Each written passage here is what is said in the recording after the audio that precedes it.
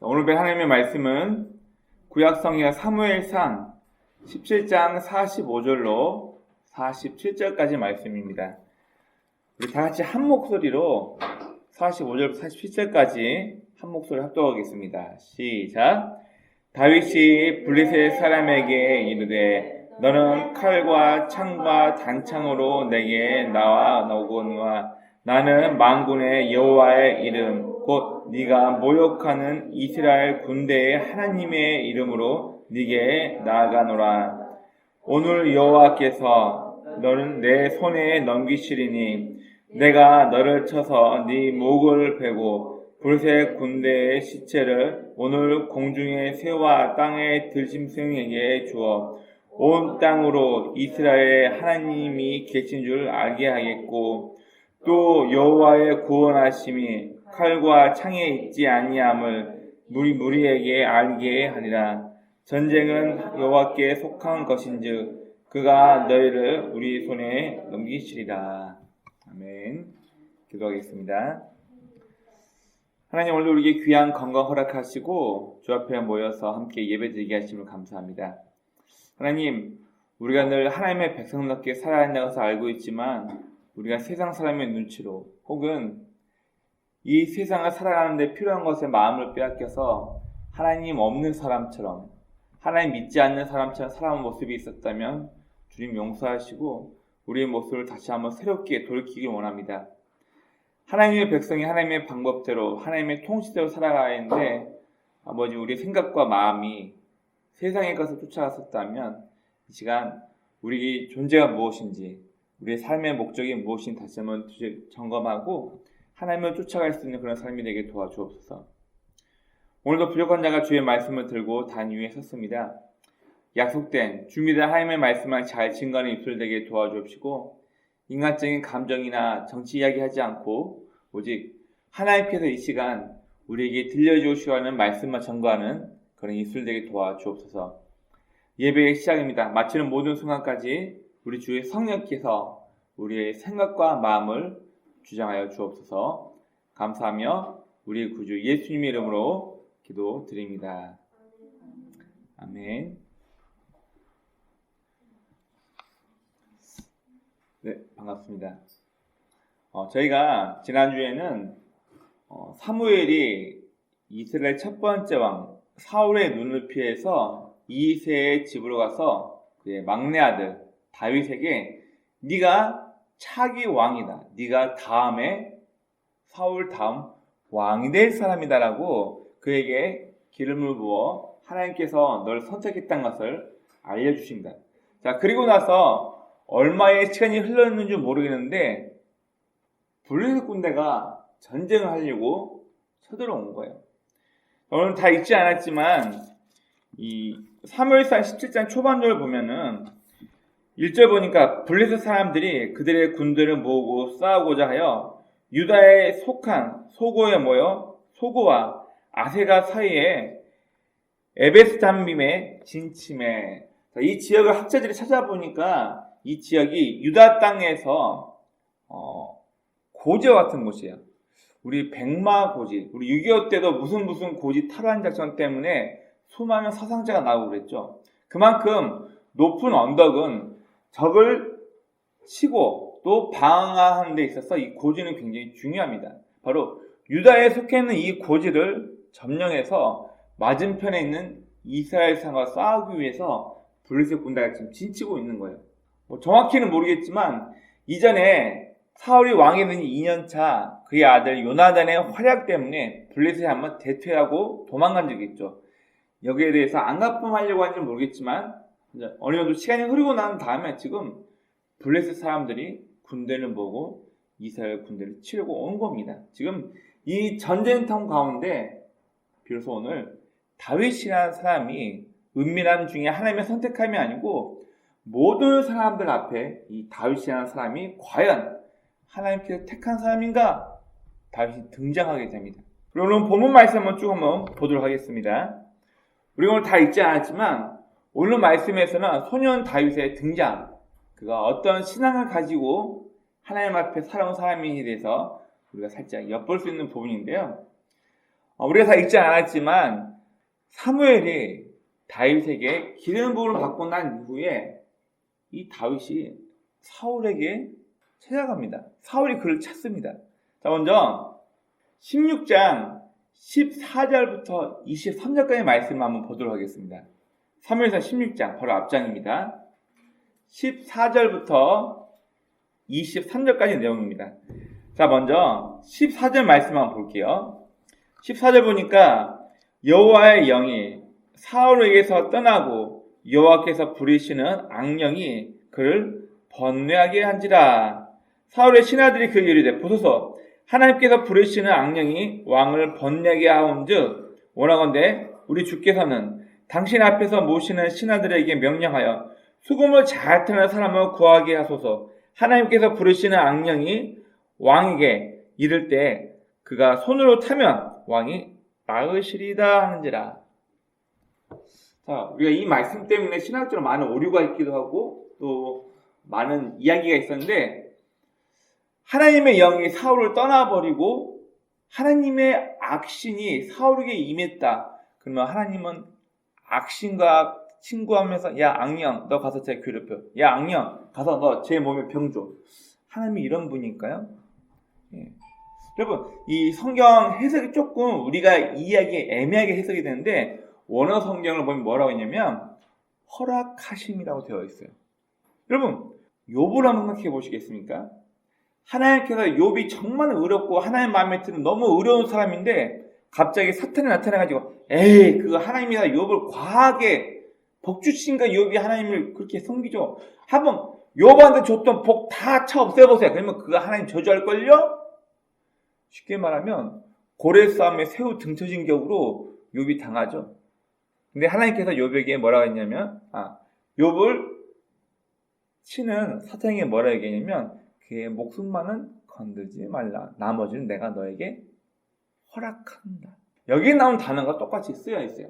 무슨 말이냐면은 하나님께서 사울을 선택해서 그를 하나님의 성령으로 보호하시면서 이스라엘 첫 번째 왕으로 행하게끔 하나님의 성령이 임했는데 그 성령이 사울을 떠나버리고 하나님께서 악한 사단 마귀에게 허락하신 그래 그렇다면 내가 그를 방치하고 놔둘 테니까 네가 그를 마음대로 해봐라. 우리 욥기서에 나왔던 거와 똑같은 개념을 보시면 됩니다. 자, 그랬더니 악한 영이 사울을 틈타가지고 그에게 어떤 병이 생긴 것 같아요. 우리 여기서 보면은 그가 굉장히 심한 두통 혹은 편두통. 이제 현재 과학자들 말로는 사울은 아마 사람 눈치만 보면서 화병 혹은 극심한 스트레스로 인한 편두통 병이 걸리지 않았나 그렇게 얘기를 합니다. 여러분, 우리 앞장에서 계속 말씀 나누었지만 처음에 하나님께 선택받은 사울 왕은 하나님의 영에 감동되어가지고 길리앗 야베스 사람들을 구원을 받고 굉장히 박력있고 멋진 초대 왕으로 전쟁에서 승리합니다. 그런데 2년 사이에 어떻게 변했는지 모르겠지만 야 군대 모여. 처음에 모였을 때는 33만 명 이상이 모였었는데 야 그 다음 군대 모여 하니까 베냐민 지파에 그것도 몇십만 명이 아니고 겨우 3,000명 모여가지고 블레셋 군대와 싸우러 갑니다. 규모가 굉장히 작아졌죠. 그 이후에 하나님께서 그에게 명령하신 마음대로 신탁이 있었던 것처럼 거짓말하지 말는데 사울은 사람들 눈치를 보면서 야 신탁이 있었으니까 군대 도망가지면 다 모여 거짓말로 하나님이 신탁이 있었던 것처럼 제사를 드리고 마지막 또 한 번의 기회가 있었지만 그는 아말렉 군대를 쳐서 진멸하라고 했을 때 사람들 말 때문에 좋은 거는 남겨놓습니다.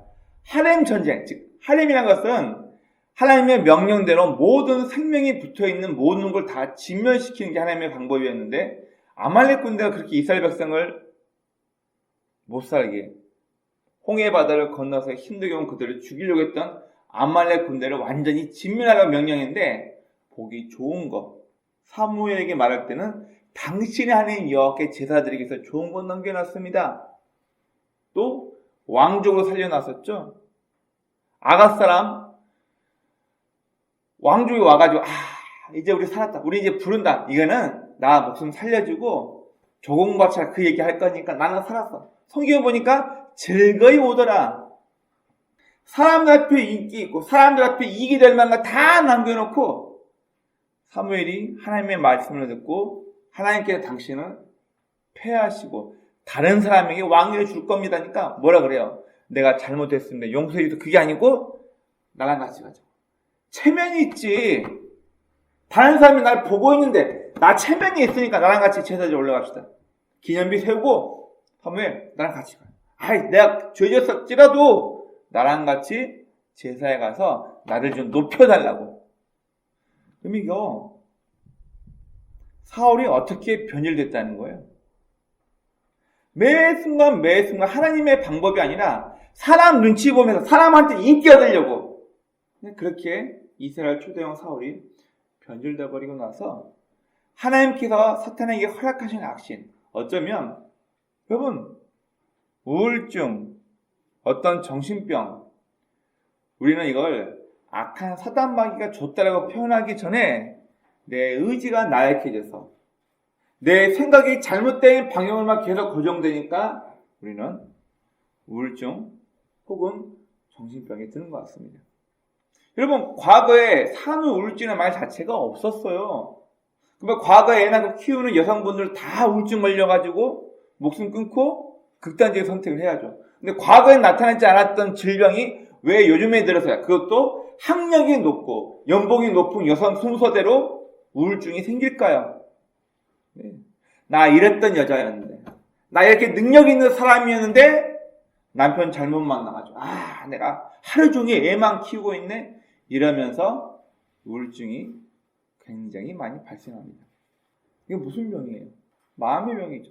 누군가 비교하면서 자기 신세를 한탄하면서 제가 몇 번 소개한 적이 있는데 요즘 30대 빠르면 20대 30대 사이에서 가장 많은 우울증을 카페인 우울증이라고 불러요. 카카오톡, 페이스북, 인스타 이런 거 보면서 남들은 여행 가고 좋은 집에서 저렇게 좋은 데서 재밌게 놀고 지내는데 나는 뭐하는 거야. 남하고 자기의 삶을 계속 비교하면서 SNS에 올라온 남들이 호화롭게 놀고 있는 모습, 남들이 여행 가서 찍은 사진들 보면서 자기 인생을 자꾸 비교하면서 불행하다. 그래서 우울증이 걸린대요. 참 신기하죠? 남이 나에게 너 우울증 걸려라 한 적이 없는데 내 스스로가 병에 걸려요.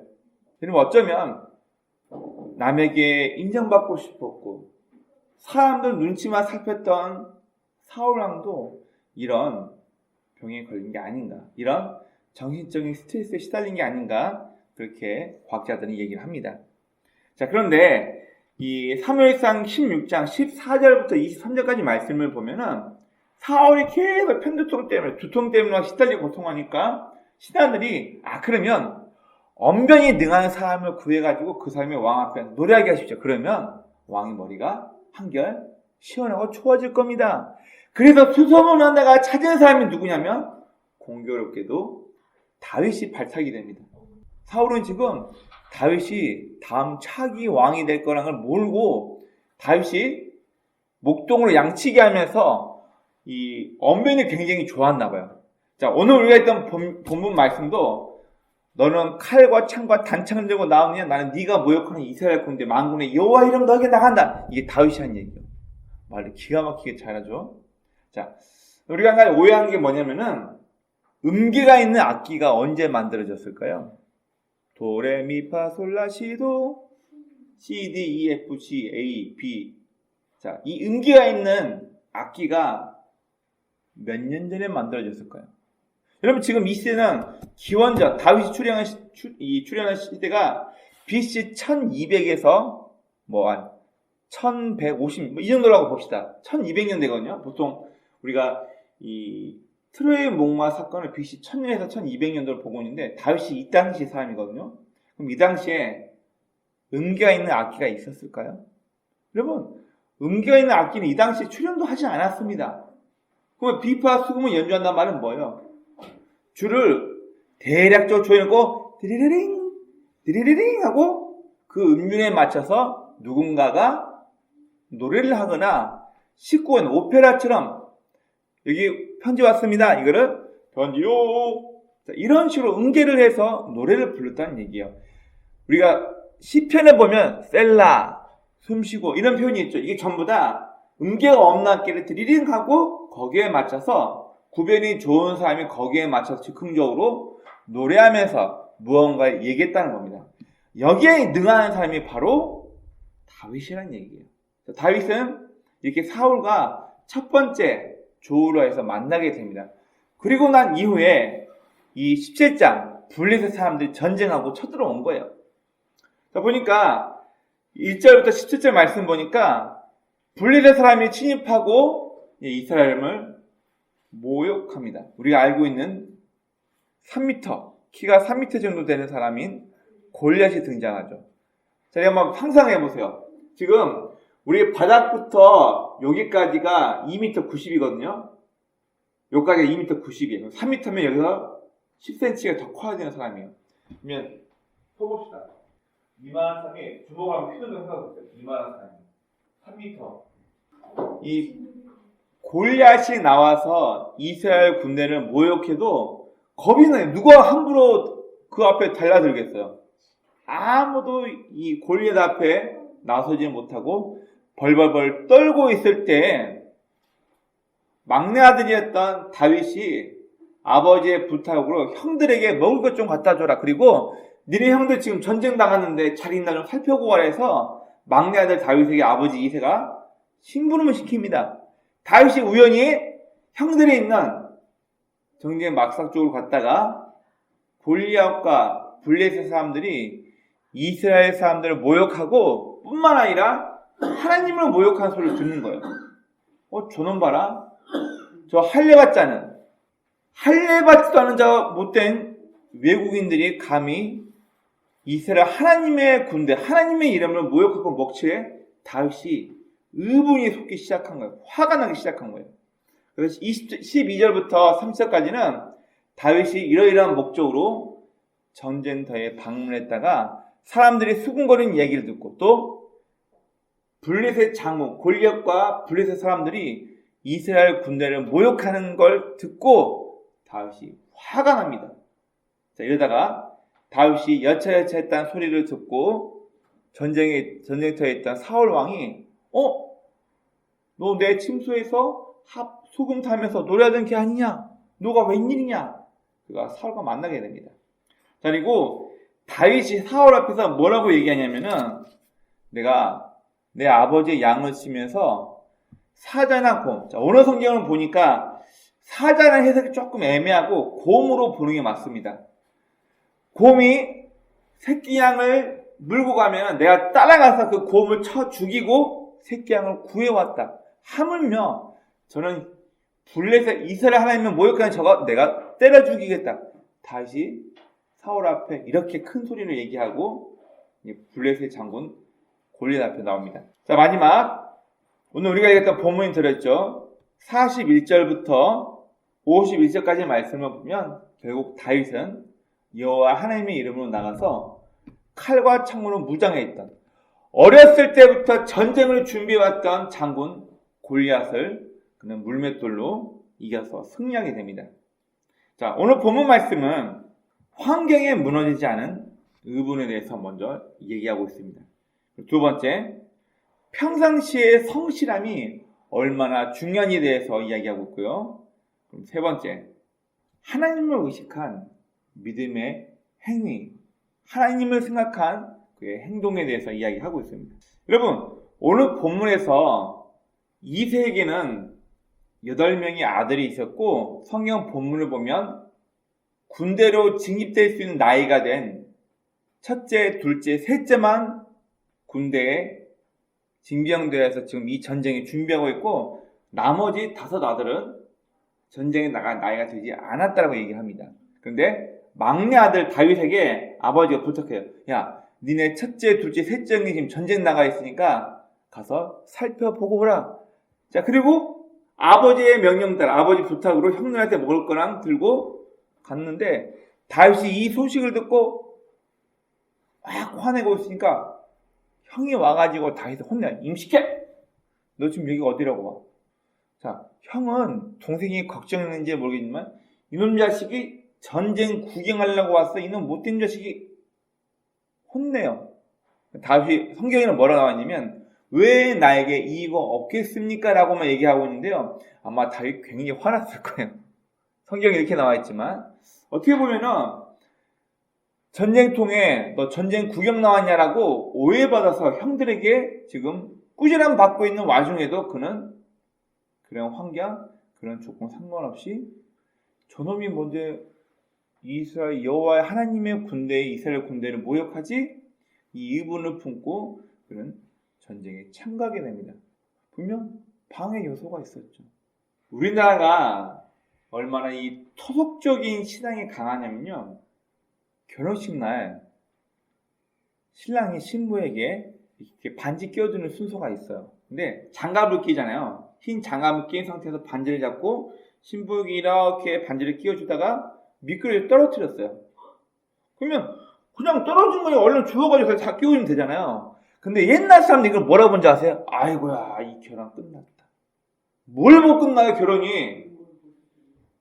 아니, 장갑 낀 상태에서 금속을 잡고 반지 끼다 보면 떨어뜨릴 수 있는 거 주워가지고 끼면 돼요. 근데 우리나라 옛날 어른들은 어떻게 생각하는 줄 아세요? 불길하다. 이건 복선이다. 반지 껴주다가 반지를 떨어뜨렸어. 이건 복선이다. 얘네들 결혼 생활이 힘들겠구나. 여러분 이래요? 참 이상한 말들을 해요. 여러분 상식은 아닌데 우리나라 사람들은 어떤 사건을 보고 재수없다. 왜 이러죠? 여러분 우리가 자꾸 환경 생각하고 주변 환경만 바라보면은 지금 우리가 할 수 있는 것도 놓쳐요. 남들 말에만 의식하고. 여러분 아까 제가 잠깐 좀 과장된 표현이긴 하지만 결혼식에 신부에게 반지 껴줘 놓칠 수도 있어요. 미끄러우니까. 이게 두 사람의 결혼 생활이 원만하지 않다는 것을 복선 암시하는 건가요? 전혀 상관없는데 우리는 마치 그럴 것처럼 얘기를 합니다.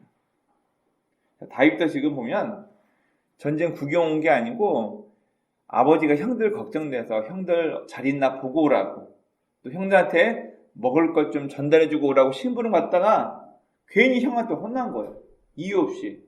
자, 그럼 다윗은 이것 때문에 무너지지 않고 하나님의 의분으로 제가 뭔데 우리 이스라엘 군대 여호와 하나님의 군대를 모욕하지? 형의 방해 때문에 그는 휘둘리지 않고 결국 골리앗 앞에 나갑니다. 여러분 그리고 평상시의 성실함이 왜 중요할까요? 평상시 성실함. 어쩌다 한번 잘할 때만 오늘 본문을 보니까 사울이 자기 갑옷과 무기를 다윗에게 줍니다. 여러분 우리 좀 오해 중에 하나가 우리 영어나 사파 같은 데 보면은 소년 다윗이 키가 작아서 아주 작은 어린 아이로 표현을 해놓습니다. 여러분 그러나 성경학자들은 다윗의 실제 나이가 사춘기가 지난 20대 미만 약 16세에서 19세라고 얘기를 합니다. 보통 만 20세 이상이 되어야지만 이스라엘에서는 군대로 징집될 수 있기 때문에 아마 16세에서 19세 정도 나이가 되지 않았을까 얘기를 합니다. 자, 그러면 오늘 본문 한번 말씀 볼게요. 38절 말씀 한번 보세요. 우리 차하진 어린이가 38절 말씀 읽어주세요.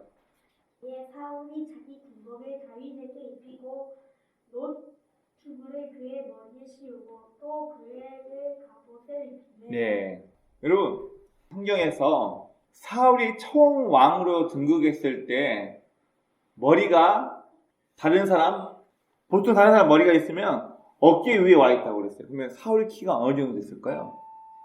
네? 어느 정도? 사울의 키. 자, 여러분 지금 이 당시는 기원전 BC 1200년 그 이전이에요. 보통 사람들 평균 키가 얼마였을까요? 자, 기원전 1200년이면은 우리나라 조선시대 전인데 자, 그러면 우리나라 사람은 평균 키가 얼마였어요? 그냥 끽해봐야 150, 160밖에 안 됐어요. 기원전 1000년 전에 유럽 사람들도 키가 170을 넘는 사람이 많지 않았어요. 그러면 대략 이 당시 사람들의 평균 키는 160 정도 되지 않았을까? 남자들 150에서 160 정도 됐을 거라고 예상을 합니다. 그러면 사울은 일반 사람의 키에 어깨가 왔다고 하니까 그냥 그 사람 사울 키가 한 175에서 180 정도 됐을 거다. 그 정도면 굉장히 키가 큰 축에 속한다고 보는 거예요. 자, 그런데 방금 읽었던 38절 말씀을 보니까 이에 사울이 자기 군복을 다윗에게 입히고 노투구를 그의 머리에 씌우고, 그러면 사울이 바보였기 때문에 자기 몸에 맞는 투구하고 군복과 의복을 다윗한테, 요만한 하얀이 같은 애기한테 군복 입히고 너 전쟁 나가라 그랬을까요? 아니요. 다윗도 사울이 보기에 자기 투구와 군복이 맞을 만큼 어느 정도 키가 컸다는 얘기예요. 오해하지 마세요.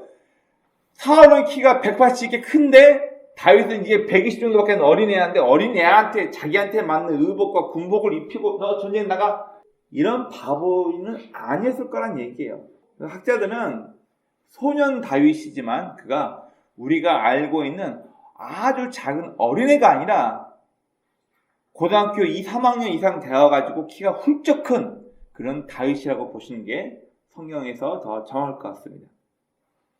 자, 이런 다윗은 사울의 군복을 입고 몇 번 걸어보더니 거추장스럽고 편하지 않아서 무기를 다, 갑옷을 다 벗어놓고 자기가 평상시 양을 치면서 맹수를 쫓아내기 위해서 물맷돌을 던져서 맹수를 잡았던 그 무기를 들고 나갑니다. 실제로 물매는 수메르 문화나 고대 그리스 전쟁이나 사파에 보면 군인들이 썼던 무기예요. 투석기라고 그러죠. 돌을 돌려가지고 던지면, 보통 성인 남자가 이 투석기를 던지면 180에서 200m를 날아간대요. 그리고 사사기 보면은 베냐민 지파에는 왼손으로 투석기를 던지는 군대가 약 300명 정도 준비되어 있는데 허리도 틀림이 없더라. 무슨 말이에요? 옛날 성경에는 개역 개정 전에는 허리도 틀림없이 정확하게 명중시키더라. 왼손잡이 물매에 던지는 사람이 굉장히 중요하다 그랬죠. 보통 사람들은 왼손에 방패를 들고 오른손에 칼을 들고 있기 때문에 일반적인 오른손잡이가 물매를 던지면 돌이 이렇게 휘어서 오른쪽으로 이쪽을 맞기 때문에 방패 있는 사람 대부분 하기 때문에 몸을 맞출 수가 없어요. 그런데 왼손잡이가 던지면 상대방 어디로 와요? 이렇게 그냥 칼줄로 오니까 맞으면 거의 즉사. 그래서 실제로 고대에서는 왼손잡이 투석기, 왼손으로 물매를 던지는 사람이 굉장히 유명한, 오늘날에 따지면 궁수와 같은 역할을 했던 게 바로 이 사람입니다. 다윗은 목동으로 양치기 하면서 곰과 싸우기 위해서 평상시 계속 이 물매를 연습해가지고 그의 훈련한 대로 평상시 양을 지키기 위해 물매를 던진 대로 돌을 주어서 물매를 던졌는데 골리앗 이마에 그렇게 정확하게 맞춰버립니다. 어떤 분들은 이 성경을 좀 더 드라마틱하게 재밌게 표현하기 위해서 다윗이 대충 던졌는데 하나님께서 바람을 훅 불어가지고 이 짱돌이 골리앗 이마에 탁! 이러면 물론 드라마틱한 부분도 있지만 우리 자꾸 이 성경을 이해하기 쉽도록 보지 말고 다윗이 사울 앞에 나갔을 때 자신이 이렇게 양 한 마리를 지키기 위해서 수고하고 노력하고 내가 곰도 때려 죽인 사람입니다. 다윗이 이런 사람이에요. 즉 그는 양을 보호하고 지키기 위해서 평상시 얼마나 그가 성실하게 준비했는가, 양을 지키기 위해서, 맹수로부터 양을 지키기 위해 얼마나 물매 연습을 많이 했는지 여러분 한번 기억해 봅시다. 최근에 제가 좋아하는 드라마 중에 이제 낭만닥터 김사부라고 한석규 씨가 주연을 나눈 드라마가 있습니다. 여러분 의사들이 양손을 다 쓰기 위해서 어떻게 연습하고 훈련한 줄 아세요? 보통 다 오른손잡이잖아요. 오른손으로 이렇게 C자로 되어 있는 바늘을 갖고 사람 흉부를 이렇게 꼬매기 위해서 오른손 잡고 왼손을 잡고 하는데 왼손으로 바늘을 해야 할 때가 꼭 생긴대요. 그러면 이 의사들은 돼지 껍데기 있죠. 돼지 껍데기하고 돼지 창자, 작은 창자, 소 막창, 이게 사람하고 제일 비슷하대요. 이걸 준비해가지고 왼손이 능숙하게 될 때까지 계속 왼손을 하고 젓가락질도 왼손하고 양치질도 왼손을 해요. 왜요? 위급 상황 때 환자를 치료해야 할 때 오른손만 해가지고 안 되니까 왼손도 능수능란하게 쓰기 위해서 평상시 밥 먹을 때 젓가락질도 일부러 콩만 집어서 왼손으로 양치질하고. 이유가 뭐예요? 네, 훈련시키기 위해서. 평상시에 나의 손을 훈련시켜서 위급한 상황에 됐을 때 환자를 잘 시술하기 위해서 준비를 하는 겁니다. 여러분, 다윗도 평상시에 이 성실함이 결국 골리앗을 때려잡은 거예요. 드라마틱하게 하나님이 어떻게 휘어 지나갈 짱돌을 바람 불어가지고 머리에 맞춘 이런 식으로 보지 마시고 그가 양을 지키기 위한 성실함이 오늘 전쟁에서 골리앗을 쓸 수 있다는 것을 기억하시기 바랍니다. 여러분, 오늘 본문에서 다윗은 형이 나를 꾸짖건 말건 사람들이 나를 지켜보건 말건 이것보다는 어쩌면 다윗의 마음 가운데 어린 나이였지만 그는 이미 사무엘을 통해서 너가 이 다음 하나님께서 너를 택하여 왕으로 세웠다. 이미 그래? 하나님께서 나를 왕으로 세웠대. 이 마음에 있는 상태에서 아버지의 부탁으로 형들 자리에 갔다가 이스라엘 군대를 모욕하는 블레셋 장군 골리앗을 보고 어쩌면 다윗은 개인적인 큰 의문이 일어났던 것 같아요. 저게 뭔데 이스라엘 사람 우리 하나님의 군대를 모욕해? 사람이나 환경보다는 하나님을 의식하는 믿음의 행위라고 볼 수 있습니다. 여러분, 오늘 본문에서 우리가 좀 생각해 볼 것은 다윗이 이런 왕궁 출입에 대해서 생각해 봅시다. 아까 사울이 이제 요즘 의학 박사들 말로는 극심한 스트레스로 인한 편두통이나 어떤 우울증, 조울증이 아니었냐 이렇게 보는 사람들이 있는데 희한하게 사울도 모르는 사이에 지금 왕을 되어 있는 사울과 차기 왕이 될 다윗이 왕궁에서 만나요. 사울이 머리 아플 때마다 이 다윗을 부르면 다윗이 그대로 왕 앞으로 가서 수금을 타고 언변이 능하니까 말을 하면서 사울의 머리에 두통이 없게끔 노래를 잘했던지 혹은 즉흥적으로 오늘날 말하면은 즉흥 랩을 잘했던지 아마 그랬던 사람인 것 같아요. 하나님께서 다윗이라는 사람을 선택하시고 그를 바로 왕에 오르게 한 게 아니라 여러분 사무엘을 그를 왕으로 하나님께서 너를 다음 왕으로 선택하셨다. 그 이후에 다윗이 몇 년 동안 줄 고비를 하면서 그가 망령자 생활을 할 거예요. 거의 20년이 넘는 세월 동안 하나님께서는 다윗이 어린 나이 때부터 왕궁을 드나들면서 그가 왕의 자질이 되게끔 그를 훈련시키십니다. 나중에 골리앗을 죽이고 사울은 천천히요 다윗은 만만이라 그런 칭호도 받고 사울 왕의 사위가 돼요. 자기 딸을 아내로 줘요. 그래서 왕의 사위, 부마가 되죠. 부마가 돼서 부귀영화 누리면서 좋게 왕으로 이어갈 것 같은데 사울이 다윗을 시기하게 되면서 자기 사위를 죽일 계획을 갖습니다. 이놈은 다음 왕이 될 놈인데 난 기분 나빠. 저놈 기분 나빠. 그리고 자기 장인이 나라 살림은 다 내팽개치고 자기 사위 잡아 죽이겠다고 하면서 다윗이 20년 동안 여기저기 산으로 들려 도망다니고 심지어 자기의 적군이었던 블레셋 왕한테 가가지고 문 앞에 침 흘리고 미친 척 연기까지 하면서 블레셋을 망령합니다. 아니 그냥 왕으로 하나님이 점찍어 놨으면 편하게 왕 시키면 안 돼요? 왜 다윗의 인생을 이렇게 힘들게 하면서 그를 훈련시키시나요? 여러분 나중에 성경 보면 알겠지만 억울하고 가련한 비류들, 불량배들, 그 다음에 갈 곳 없는 정처 없는 사람들이 300명 이상이 다윗에게 모입니다. 그리고 다윗은 그들을 치리하면서 그들의 리더가 됩니다. 즉 하나님께서는 다윗을 너 태어났으니까 바로 너 왕이 돼 이런 게 아니고 그를 왕으로 점찍어 놓고 왕의 제목이 되게끔 그를 인생을 통해서 다 훈련시키고 견디고 그를 결국 훌륭한 왕으로 그의 인생을 통해 만들어 갔습니다. 바로 다윗은 사울의 호출로 이른 어린 나이 때부터 왕궁으로 출입하면서 하나님의 왕은 어떻게 해야 할지 왕궁에서 어떻게 해야 할지 한번 엿보면서 그는 잘했을 것이라고 얘기를 합니다. 아까 말씀드린 것처럼 작은 아이에게 갑옷을 입힌 바보 사울이 아니란 얘기예요. 사울이 봤을 때 자기의 칼과 자기의 갑옷이 이 소년 다윗에게 어느 정도 맞겠다 싶어서 자기 옷을 내준 거예요. 그러면 다윗은 우리가 알고 있는 10대 아주 작은 어린 아이가 아니라 이미 16세에서 19세 이상, 즉 오늘날 따지면 고등학생 2, 3학년 된 키가 크고 장대한 그런 사춘기 막 지난 소년이었다는 것을 기억하시기 바랍니다. 그리고 아까도 말씀드렸지만 성실함이에요. 자기한테 익숙한 물맨을 들고 3m짜리 거인 골리앗 앞에 나아갑니다. 그럼 보통 시베리아 혹은 캐나다 쪽에 불곰이 공격하려고 과시하려고 두 발로 서는 경우가 많이 있거든요. 곰이 두 발로 일어서면 보통 2m 90에서 3m래요. 뭐 대략 불곰인 그 이스라엘 쪽에 있는 불곰 조금 크게 작긴 한데 불곰이 사람 공격하고 이렇게 일어서면 2m 50에서 2m 80 이 정도 되는 거예요.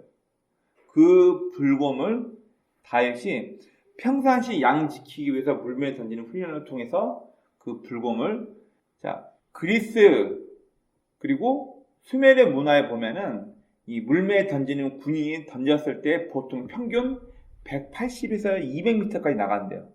그러면 다윗도 어느 정도 던졌다고 하니까 한 150m 던졌다고 합시다. 그러면 3m짜리 거인이 아무리 커도 150m 이상에서 이 물매를 집어 던져가지고 정확히 이마를 강타해서 맞췄다고 해봅시다.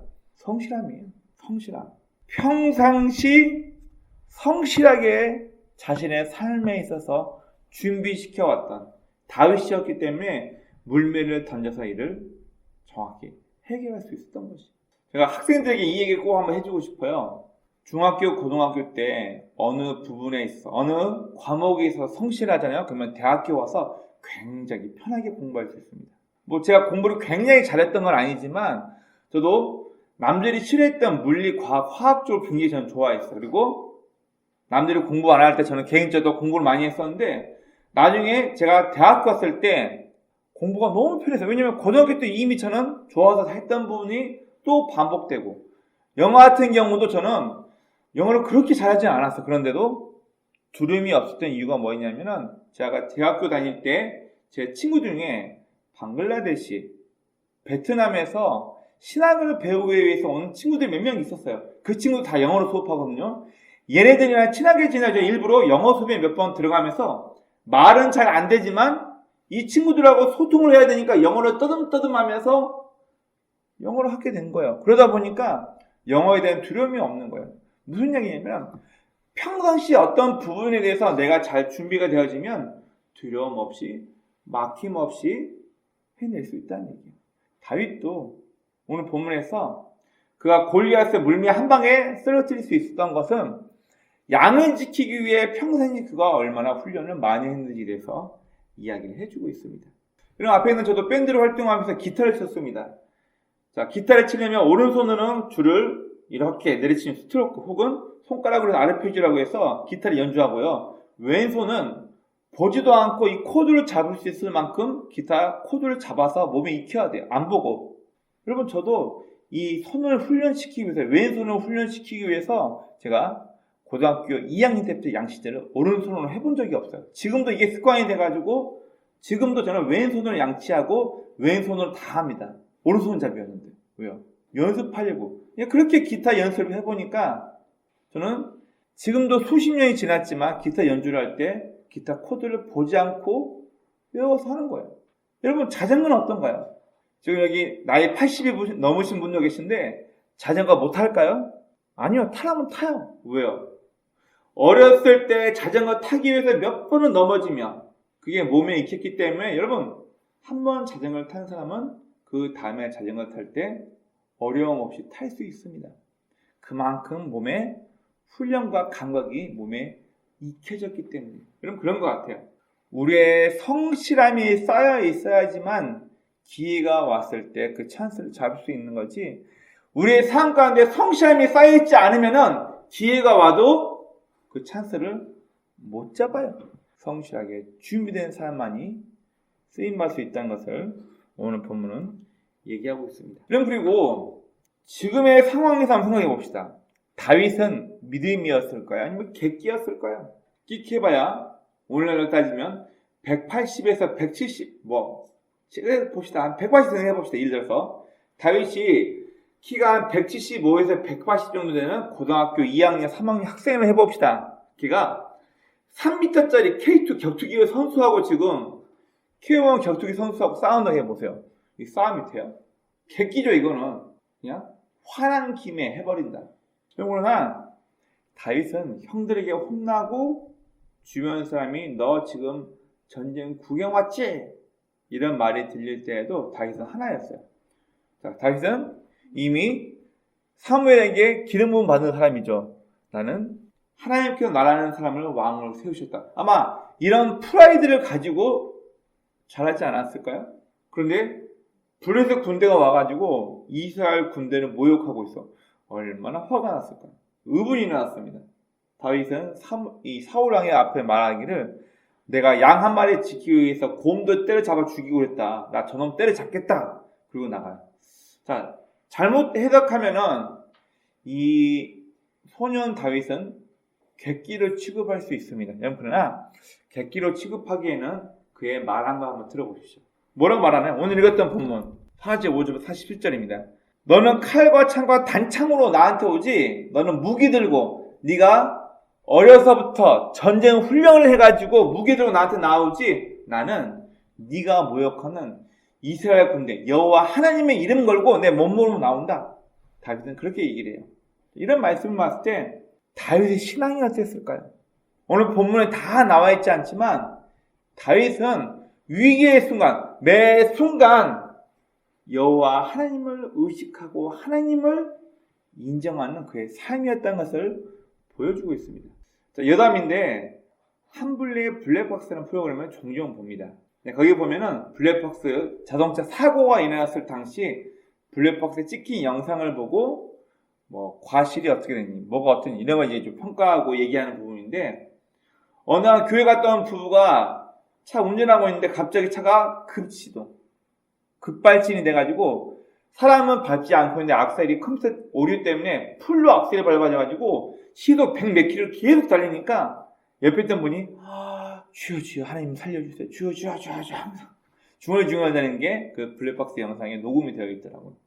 물론 우스갯소리로 볼 수도 있는데요. 저는 이분이 평상시에도 여호와 하나님을 의식하고 주여 주여 외쳤던 분인 걸로 봐서 교회를 굉장히 오랫동안 다녔던 사람이었다는 것을 저는 짐작할 수 있었습니다.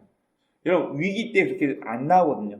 수면 내시기하고 막 일어났을 때 하는 말이 취중 진담처럼 된대요. 여러분 다윗은 사울 앞에 지금 위기가 닥쳐있는 3m짜리 큰 사람이 자기를 죽이려고 올 때 위기잖아요. 겁나겠어요. 이런 위기 가운데서도 그는 너는 창으로 칼 들고 나 죽이러 오지 나는 네가 모욕하는 여호와 하나님의 이름으로 너한테 나간다 이런 말이 나왔다는 것은 다윗이 평상시 얼마나 하나님을 의식하는 사람인지를 우리가 엿볼 수 있습니다. 자, 오늘 본문은 선택받은 왕 다윗의 등장에 대해서 이야기하고 있습니다. 자, 그를 보니까 그는 성실했던 사람이었어요. 목동으로서 양을 지키기 위해 평상시부터 물매 연습하며 굉장히 성실하게 준비된 사람. 그리고 하나님은 다윗의 그 성실한 부분을 들어 쓰셨지 다윗이 못하는 것, 다윗이 해본 적 없는 것을 들어 그를 사용하지 않았다는 걸 기억하십시오. 결국 저도 마찬가지고 여러분들도 평상시에 성실하게 준비된 그 무엇이 하나님 마음에 들고 사람들 눈에 들어서 발탁되는 것이지 일확천금 우연히 이러면 성경에서 우연이란 말은 필연입니다. 자, 원어 성경 보니까 우리 나중에 룻기서 보면은 룻이 우연히 보아스의 밭으로 가더라. 이 우연이라는 단어가 원어에 나와 있거든요. 원어 성경에 보니까 이 우연은 하나님께서 예정하신 필연한 뜻이에요. 필연. 반드시 그렇게 되어야만 하는 우리 기독교인에게는 우연이 없습니다. 필연한 것을 기억하셨으면 좋겠습니다. 그래서 성실했고 환경에 굴하지 않는 용기가 있는 인물이라는 것을 우리는 오늘 본문을 통해서 살펴볼 수 있을 거예요. 또한 다윗의 얘기를 들어보면 그는 양 한 마리를 지키기 위해서 곰 앞에, 맹수 앞에 나타나서 그를 때려 죽이고 양을 구했던 수고와 용기가 있었던 사람인 것을 말해주고 있습니다. 결국 그는 평상시에 그의 삶에서 그의 신앙이 묻어나온 거예요. 월요일부터 금, 토요일까지 내 마음대로 하다가 주일날 하루 교회 와가지고 얌전하게 앉아있고 거룩한 척, 홀리한 척. 여러분 죄송하지만 이걸로는 부족해요. 제가 교육 전도사로 있을 때 제일 가슴 아프고 안타까웠던 것 중에 하나가 뭐냐면은 부모들 때문이었어요. 부모들. 그래서 제가 심지어 아이들 모아놓고 제가 가르치던 중고등부 애들 앞에 야 내가 너희들을 보면서 내가 빨리 60대가 되고 싶다. 빨리 어른 되고 그 얘기를 했어요. 왜냐면 대부분의 어른들이 그런 얘기를 해요. 전도사님이 젊어가지고 아직 우리 전도사님이 고등학교 입시를 둔 자녀를 두지 않아가지고 그러시는데 제가 이런 얘기도 들었어요. 장로님 아들한테 전도사님이 내 아들 인생 책임질 거 아니면은 고입 입시가 중요하니까 교회에 나와라 말라 내 아이한테 압력 넣지 마십시오. 교회 장로님이 저한테 이 얘기도 하시더라고요. 그래서 저는 내가 빨리 나이 60대가 되고 싶은 얘기 그런 마음을 먹은 적이 있어요. 경험이 없다고. 니도 자식 때문에 네 자식 교회 먼저 보낼 거냐? 아니다. 너도 네 자식 학원 먼저 보내서 대학 입시 준비시킬 거다. 제가 첫 번째 사역지에서 교회 장로님이 그 얘기를 하시더라고요. 상당히 충격을 받았죠. 현실이라고. 여러분, 제가 그분을 탓하는 게 아니라 평상시에 내 신앙과 내 믿음은 위기 때 반드시 드러나요. 낭중지추. 주머니 속에 송곳 집어넣으면 언젠가 뾰족한 송곳이 튀어나오죠. 마찬가지예요. 내가 평상시 하나님의 사람으로 종교인이 아니라 내가 신앙인으로서 매 순간 하나님을 인정하며 사는 사람이었다면 어느 순간 나의 신앙은 내 가정에서 내가 일하고 있는 일터에서 나와 관계 맺고 있는 내 친구들 앞에서 나의 신앙이 툭 튀어나와요. 그러나 나의 신앙이 가짜고 나의 신앙이 종교인 행색을 하면 술에 술 탄 듯, 물에 물 탄 듯. 그게 그거잖아요. 여기에 가도 그냥 저기에 가도 그냥 흐지부지 신앙이 아니라 종교인이라는 거예요. 여러분 군대에서 아주 유명한 일화가 있어요. 박정희 대통령이 따르는 술을 거절했던 일개 별 하나짜리가 있습니다. 실제 일화예요. 자, 제5공화국인가요? 박정희 대통령이 군 간부들 다 모아놓고 회식하는 자리에서 이제 갓 별 하나 단 소장인가요? 각하가 술을 따라주는데 이 사람이 술을 거부하는 거예요. 옆에서 준장, 대장, 별 3개, 4개가 난리가 난 거예요. 각하가 따라주는 술을 네가 뭔데 안 받냐고 막. 그러니까 박정희 대통령이 실제로 한 얘기가 있습니다. 종교를 믿으려면 저 사람처럼 믿어야자고 그 사람한테는 술을 권하지 않고 나중에 그 사람이 인정했던 얘기가 있어요. 이게 실제 일화입니다. 다른 사람은 다 윗선 눈치 보니라고 우리 회장님, 사장님, 박정희 대통령이 각하가 주는 술인데 내 교회 집사고 장로고 명문 다 필요 없고 저도 대학교 1학년 때 제 선배가 주는 술을 먹지 않아가지고 한번 맞은 적이 있습니다. 이 새끼 싸가지 없다고 막 두드려 맞은 적도 있어요. 제가 원상복귀도 하고 그러면서 그 선배가 무슨 얘기를 했냐면 야 얘도 목사 아들인데 얘도 장로님 아들인데 술 마시는데 니는 뭔데 술 안 받아. 한번 대학교 때 선배한테 맞은 적이 있습니다. 제 바로 위에 제가 97학번이니까 98학번 선배들 다 모아놓고 얼차려도 주고. 여러분 만약 저도 이런 경험이 있었는데 우리의 평상시의 신앙이 하나님을 인정하지 않고 사람 눈만 의식한다면 무너질 거예요. 무너져요 당연히. 여러분 다윗은 그의 삶 자체가 삶에서 묻어나온 성도 다음이 하나님의 사람으로 인정받는 거예요. 여러분 재밌는 얘기 하나 할까요 또? 저한테 그렇게 술 안 먹는다고 얼차렸던 선배가요. 나중에 자기 집안에 어려움이 생겼다고 저한테 상담 전화가 왔어요. 밤 10시가 넘어가지고. 뭔데요? 후배한테 자기 가정이 이렇게 됐다고 저한테 상담 전화가 왔어요. 왜요? 아니 과 MT 때 오리엔테이션 때 술 안 먹는다고 그렇게 면박 주고 그랬던 선배가 밤 10시에 전화 와가지고 자기 가족이 이렇게 됐다고 힘들다고 저한테 상담 전화를 한 거예요. 뭐 어떻게 된 거예요? 아마 그 선배가 봤을 때는 제 동기나 다른 애들은 교회 다니지만 똑같이 술 마셔야 할 때는 마시고 어울려야 할 때는 어울리면서 얘들은 그냥 주일날만 교회 다니는 종교인이구나 그러는데 저는 좀 다르게 봤었나 봐요. 저는 그 전화를 받고 희열을 느꼈어요. 아, 이 선배가 나를 진짜 기독교인으로 인정했구나. 여러분, 우리의 신앙이 평상시 나의 신앙이 여호와 하나님을 인정하면서 나의 삶이 진행되었을 때, 위기나 어떤 찬스가 왔을 때 내가 진짜 신앙인이라는 것이 드러납니다. 나의 가정에서부터, 나의 직장 일터와 내 친구들 앞에서도 내가 진짜 신앙인이라는 것이 위기 상황 때, 혹은 어떤 찬스가 있을 때 우리의 진짜 신앙인 다움이 입증된다는 것입니다. 여러분, 우리는 누구 때문에 말을 하지 않았으면 좋겠어요. 내가 부모를 잘못 만났어. 내가 친구를 잘못 만났어. 내가 배우자를 잘못 만났어. 이런 누구 때문이나 말을 좀 하지 않았으면 좋겠어요. 결국 내 삶의 주도권은 내가 무엇을 선택하고 내가 무엇을 마음에 담아두냐에 따라서 나의 삶이 달라지는 것이지, 누구 때문에, 부모 때문에, 친구 때문에, 배우자를 잘못 만나서, 여러분 이런 말 하지 않았으면 좋겠어요. 이런 원망 비평하지 않았으면 좋겠어요. 여러분, 우리 삶에 있어서 나이가 많건 적건 우리 삶의 진짜 주도권은 나한테 있는 거예요.